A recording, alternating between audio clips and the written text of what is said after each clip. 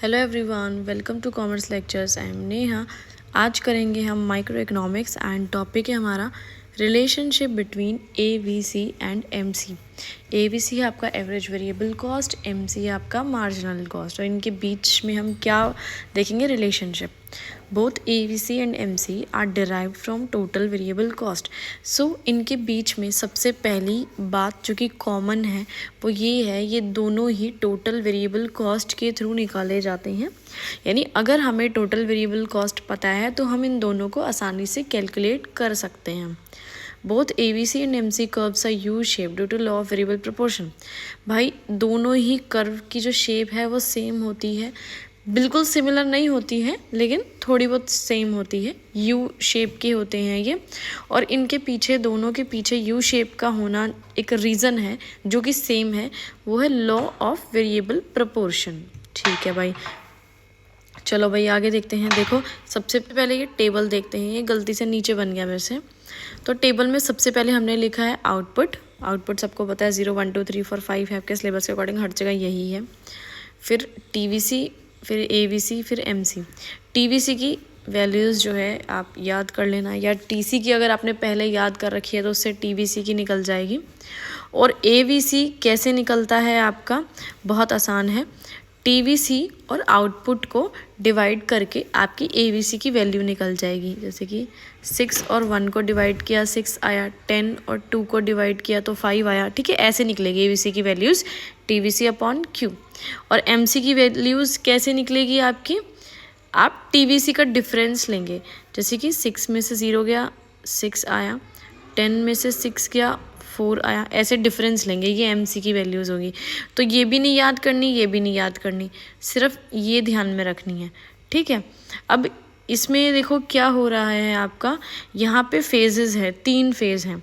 सबसे पहला फेज़ क्या है अपना, ये यहाँ तक, ठीक है 2 यूनिट्स तक है, तो ये आपका फर्स्ट फेज़ कहलाएगा। इसके अंदर एमसी कम है और एवीसी ज़्यादा है। फिर सेकेंड फेज़ है आपका, यहाँ पे देखो दोनों ही एवीसी एमसी दोनों ही सेम है, वेरी गुड। फिर है थर्ड फेज़, इसके अंदर क्या है आपका, एमसी ज़्यादा है। देखो ये 9 है तो ये 6 है, ये 11 है तो ये 7 है, तो एमसी ज़्यादा है एवीसी कम है।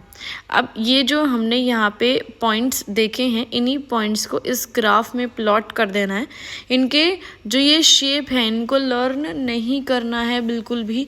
याद करने लगोगे तो समझ नहीं आएगा एग्ज़ाम में, ऐसे था ऐसे था ऐसे था ऐसे था, कुछ नहीं याद आएगा भाई। सिर्फ ये जो टेबल है इसको ध्यान में रखना है, इसके हेल्प से आपको ये ऊपर कर्व्स बनाने हैं। तो दोनों की आपने शेप बना देनी है। शेप बनाने के बाद बस यहाँ पे थोड़ी बहुत इंग्लिश फेंकनी है और कुछ नहीं करना है कि सबसे पहले क्या था, एमसी कम था एवीसी ज़्यादा था। चलो देखते हैं क्या ऐसा था, हाँ बिल्कुल ऐसा था। और साथ में देखो यहाँ लिखा है एवीसी फॉल, यानी एवीसी कम हो रहा है। ये देखो यहाँ पे ये नीचे कम हो रहा है। चलो भाई सेकेंड में क्या था, एमसी और एवीसी इक्वल है, ऐसा है, हाँ बिल्कुल है, बस इंग्लिश में लिखना है। एवीसी आपकी कांस्टेंट है, बिल्कुल कांस्टेंट है। देखो 5 और 5 दोनों ही कांस्टेंट है, चेंज नहीं हो रहे हैं।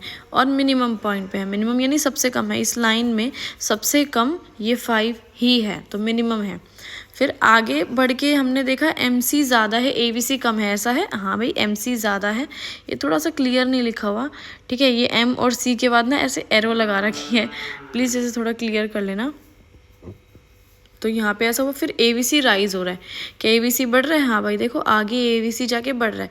पहले एवीसी कम हुआ फिर एवीसी बढ़ा, ठीक है भाई एवीसी राइज हो रहा है। फिर देयर आफ्टर यानी बाद में क्या होता है, चाहे एवीसी हो चाहे एमसी हो दोनों ही राइज करते हैं। ये देखो ये भी ऊपर जा रहा है और ये भी ऊपर, दोनों ही कॉस्ट बढ़ रही हैं।